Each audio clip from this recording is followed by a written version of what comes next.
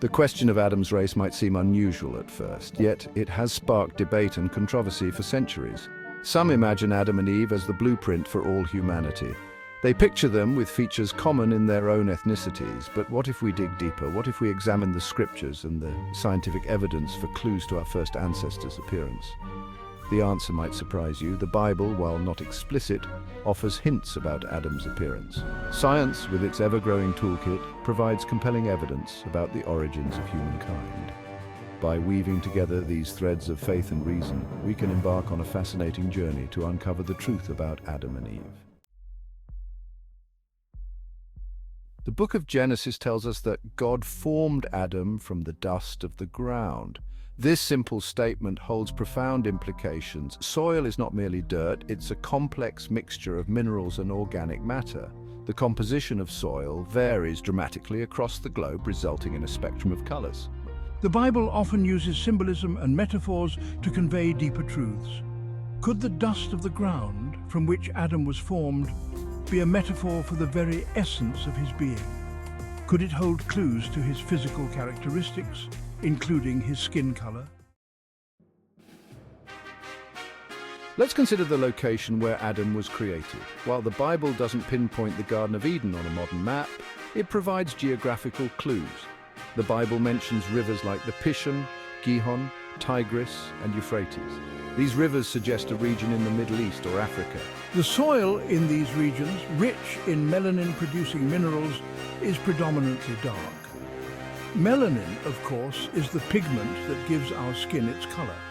Is it a coincidence that the very substance used to create Adam is associated with darker skin tones?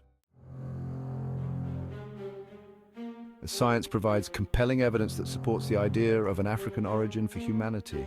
Through the study of fossils, genetics, and linguistics, scientists have traced the earliest human ancestors back to the African continent. Genetic studies have shown that the most diverse human populations exist in Africa.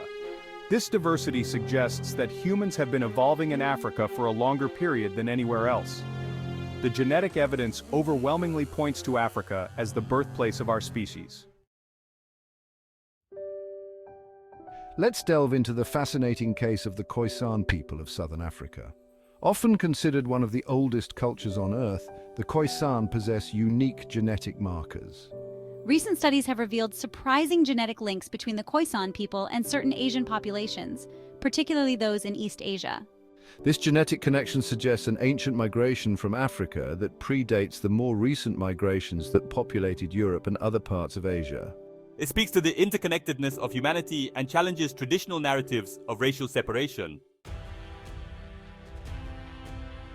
The evidence points to Africa as the cradle of humanity. It's where our species originated, evolved, and diversified. The soil, rich in melanin, nurtured the very first humans.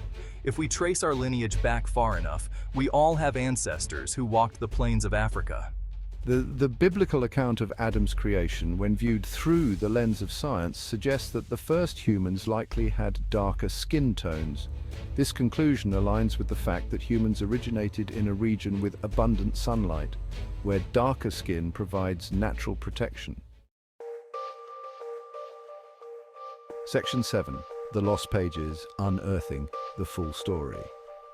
Some argue that the Bible is silent on Adam's race. They say it's a distraction from the larger message of faith. However, what if the lack of explicit detail is not silence but an invitation? What if it's a call to delve deeper, to use our intellect and the tools of science to uncover the hidden truths within the text? Perhaps the omission of Adam's race is not a lack of information but a deliberate choice. It allows each generation to approach the text with fresh eyes and to interpret it in light of new knowledge and understanding. Section 8. The Color of Creation, Black Adam, Black Eve. By piecing together the biblical narrative, scientific evidence, and the genetic tapestry of humanity, a compelling picture emerges. Adam and Eve, the progenitors of humankind, were likely dark-skinned. They were products of their environment, their bodies shaped by the African sun and soil. This conclusion challenges traditional Eurocentric depictions of Adam and Eve. It offers a more inclusive and accurate representation of our shared human ancestry. Recognizing Adam and Eve as black allows us to see ourselves in them regardless of our own ethnicity. Section 9. Beyond race, embracing our shared ancestry. The debate about Adam's race should not be a source of division. Instead, it should be an opportunity to celebrate the diversity and unity of the human family. We are all descendants of Adam and Eve. We all carry within us the genetic legacy of our African ancestors. Understanding our shared ancestry allows us to see past superficial differences. It allows us to embrace our common humanity. We are all connected regardless of race, ethnicity, or creed. Section 10. Conclusion. A tapestry of humanity. The search for Adam's race is ultimately a search for ourselves. It's a journey of discovery that leads us back to the cradle of humanity, to the very roots of our being. It reminds us that we are all interconnected, woven together in the tapestry of life. The story of Adam and Eve is a story of beginnings, of unity, and of the potential for human connection that transcends race and ethnicity.